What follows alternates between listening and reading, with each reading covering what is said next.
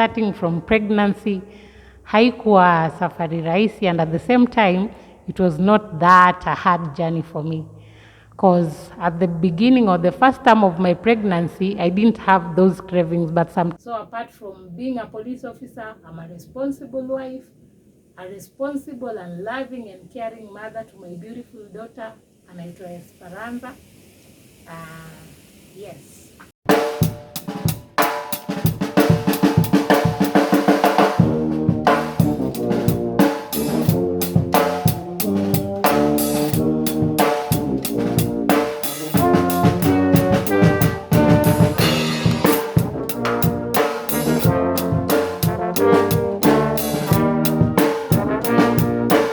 Hi guys, welcome to Beautiful Crowns, your number one and only channel that will be bringing you beautiful stories and positive vibes concerning the uniformed officers and the public. I'm your born again girl, Timbe Nora, born and bred to glorify God, and today I'm here first of all to thank you for the subscriptions, the comments, the opinions, the suggestions, and we are on road to 400 subscribers. I have to remember our Islam brothers and sisters, happy Ramadan as we continue with your fasting, and also to wish the Christian brothers and sisters happy Easter in advance. By the time you'll be watching this video, I'm very sure you'll be celebrating it. So guys, I'm very sure you remember our sporty girl who was very, very sporty, but she never made it for the race. You've been requesting for the part 2 of her story, and today we are here with her. So wase, nimeamua nimlete, mkisema natenda, I'm here for you always. So karibu. Thank you very much. The last time we were with you, you gave us a general overview of who you are, and you told us you're a proud police officer, you're a mother, you're a wife, and you try to juggle in between both parenting and being a career woman. So mmekuwa aje tangia tuachane? Thank God I'm fine. I'm still doing good. I'm grateful. I'm still a proud police officer. Nataka utusaidie, kuna watu huko nje, they have challenges here and there of parenting, especially when they are career women, and I know you as a career woman too, and a young mother parenting your firstborn beautiful daughter. Ulisema naitwa Esperanza Mwaka. Ai, unataka nijiume mdomo? Yeah, being a mother to Espa and being your firstborn, she's how old right now? 1 year 9 months. Ningependa uelezee watazamaji wetu, how was it, the journey from the pregnancy up to parenting now, and the first she has come, and yeah, everything, kindly. Thank you very much. About my journey as a parent, starting from pregnancy, haikuwa safari rahisi, and at the same time, it was not that a hard journey for me. Because at the beginning or the first term of my pregnancy, I didn't have those cravings, but sometimes I had to fake them so that I would feel like I'm pregnant, you know. Yeah. So the first 3 months, ile kuchoka, kwanza kushtuka, will I make it, and all that stuff. After I reached the 5th month of my pregnancy, I had some complications. Now on those complications, I went to see a doctor. Nikakuwa nimeambiwa like lazima sijui nifanywe stitching or else sijui like I'll have a miscarriage or something of a kind. But thanks to God, I made it without the stitches to term, and finally on 8th June 2020, I delivered my baby girl. I'm very proud being her mom. She's a beautiful girl to me, and I love her so much.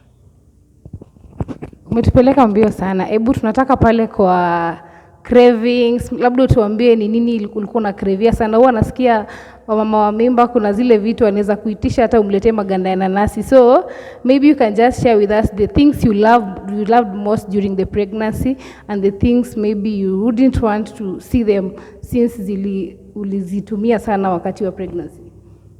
As to me, I didn't have that much like cravings, so whatever I used to fake was, I felt that I should fake that I love ice cream and some kind of goodies and snacks. Now every time my husband or my baby daddy was around, I'd make him feel like nataka ice cream, hata kama ni usiku saa 6 nataka ice cream. So whatever it would come from, sikutaka kujua. What I wanted was ice cream and I loved hot dog. Sipendi vitungu, but during that time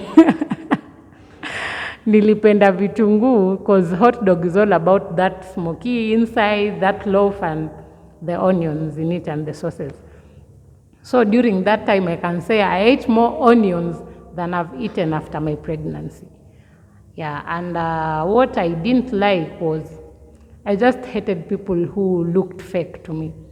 And I don't know what the kind of fakeness it was, because me nilikuwa naweza kukuona hivi and I feel like you're fake and I don't like it. Wow. Yeah.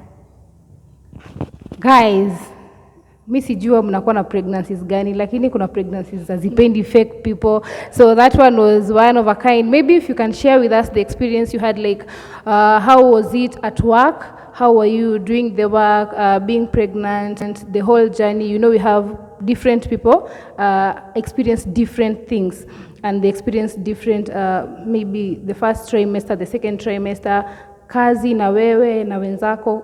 How was it? My relation with my colleagues, it was just okay because sikuwa na ile kufeel like mtu ananibo or something of a kind. So I went to work. My whole first term of pregnancy, I was still at work. Nikafanya kazi, lakini zile ngumu I was excluded. So I just did the light duties at my workplace, that is. Mimi natamani kuona polisi amevaa uniform akiwa na ball. I don't know why I've never seen one. Kunae? They are mostly not there because I think being that they are also human, we are considered to some extent. So by the time your stomach or your bumpers become big, you're being allowed to put on civics. So that I don't think if it looks very good to be pregnant in uniform, and at the same time, the uniform you used to put on before you got pregnant won't be fitting you at that time. Did you experience body changes, maybe becoming bigger, becoming small, and how did you feel about it? I experienced body changes after my 6th month of pregnancy. I felt like I just became too big to an extent that I used to look at myself in the mirror and I'm like, oh, is this me? I felt bad about it, that is. I didn't like that look that much. But to some extent, I wanted to think positive about it. And I was like, after all, it is something which is going to give me a baby. So I tried to accept it, but I didn't like it. Yeah, I didn't like that body change, being that I used to be small, not that small, but I just became too big. And it worried me to some extent, but later I accepted it. Okay, so now we've finished the pregnancy journey. Here we are, mtoto amekuja, the beautiful daughter is Pa, and it is your first time to be a mother, first time for the baby daddy too. Both of you are trying to learn in through the process. So how was it? What were the challenges that you faced as a first time mother when taking care of your baby? The challenge that I faced, my baby used to cry so much at night, and I hated it. Yeah, I didn't like it because she used to wake up. Ikifika kitu kama saa 6, she wakes up and she cries almost for 2 hours. And I was like, oh, so I'm the person to deal with this stuff. But with time, I think my husband used to tell me that it is just a matter of time we are going to accept this fact. Because personally, I say that I got into motherhood in denial. I was prepared to be a mother, but by the time I became a mother, I didn't want to accept the fact that I'm the one to deal with this crying baby all the time. So he used to talk to me, and with time I got in line with it. Close to that baby daddy, wherever you are, you did a good job standing by your wife, being a supportive dad and a supportive husband. You say the kid is 1 year and 9 months. How are you faring so far with everything with her? Everything about faring on with my baby is just good because she's an active baby, very jovial, funny, talkative. So it is just a great feeling. All the bad feelings about being a mother, growing too big as a mother, changes in body shape, I even forgot about them because my baby makes me feel happy and good. Yeah, I'm doing good with it. Okay, talking about that, getting big. Naona mwili iko fiti. If you can tell some people outside there the secret, because watu wanang'ang'ana na baby fat so much, and some of them they end up hating themselves the way you said. Some of them feel like there is nothing they can do. Labda unaweza waambia, what have you been doing? What have you been trying to balance here and there just to keep fit and have the body you used to have, as much as it is not that easy to get back to the body that you used to have before? The first thing, as to me, I can say the first thing after the body changes, after giving birth and all that, you have to synchronize your mind back and accept the person you are, because you cannot go back to being a msichana and you're already a parent. So for me, first what I did, I accepted myself after giving birth. Although I did not like the way I looked like, but I accepted it, because sometimes there are people who try, but it does not work for them. So I accepted it, in that in case it didn't work for me, I was just okay with it. So for me, I became big, the baby fat stuff and all that. What I tried to do that made me lose some weight, not that much, I tried doing some dieting. I just do dieting. The portion of my meals I take, I reduced them by almost 3/4 after giving birth. After I stopped breastfeeding, I made sure that I reduced my meal amount by at least 3/4. So I take a quarter. That is if I've decided to take breakfast, lunch, and supper, I reduce it by 3/4. In addition to that, I do some gym, the cardio, I do some jogging and all that. Some things which make me sweat so that I can shed my weight. Yeah. Wow, wamama huko nje tafadhali. When you've given birth, you've just heard from her. As much as you'll talk of baby fat, but try to do something. Think of something that will work for you and then use it. So if I can just ask you to let us know, maybe how have you been balancing, because I'm aware right now you're back at work. So how have you been balancing taking care of the kid, being that mother, trying to be the best to your kid, at the same time making sure that huo mkate wenye unaenda kumtafutia kila siku hauharibiki? What I've been doing is, first I would like to thank, I'm not sure if she will see it, but I would like to thank my baby's nanny, because being that we are balancing our work and parenting at the same time, my house manager does the most of that work. Because every time I'm at work and I feel like she has my baby, I feel my baby is safe. So my balancing of work and parenting, I can say there is not that much being given time of going and checking up on your baby and all that, but being that you have a DM, you just manage it that way. Watu wangu, you've heard so much from Fikiri, and maybe I'll let her give you a parting shot, maybe to the young parents or to the first-time mothers who feel like they fear so much. Maybe you are pregnant and you are in your last trimester, the work, the duties. Maybe she can just give us a parting shot or a word of encouragement or an advice, just to let us know that she has gone through that experience, as much as her kid is not that old and she has made it. So even you outside there, you can make it. Okay, what I'm going to tell my fellow officers or my fellow career women, whatever career you're doing in terms of parenting and balancing work, what I would advise, first, accept the current state you're in. Just try to accept it, take it positive, and before you do anything, just ask God to guide you, because what I believe in is there is nothing which is impossible with God. Now you just accept, you ask God to help you in doing whatever you want to do.